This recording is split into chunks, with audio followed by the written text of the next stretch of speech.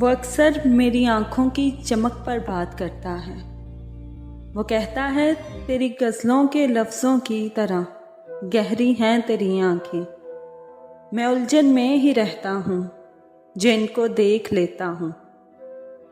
بہت ترتیب دیتا ہوں، بڑی کوشش میں کرتا ہوں، مگر سلجھا نہیں پاتا تیری آنکھوں کی الجھن کو۔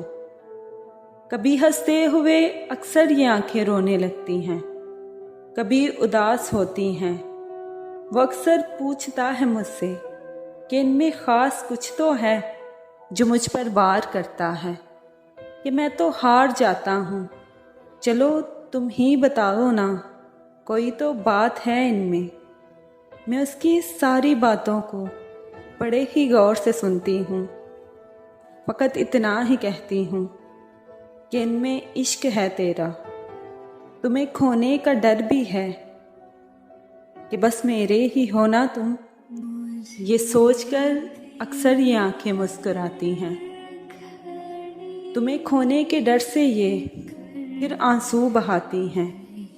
میری غزلوں کی مانند ہیں میری آنکھیں میرے جانا، تیرا ہی ذکر کرتی ہیں، تیری ہی فکر کرتی ہیں۔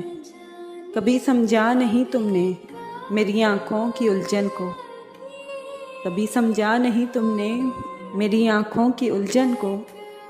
یہی تو راز ہے ان میں، یہ تم سے عشق کرتی ہیں، یہ تم سے عشق کرتی ہیں۔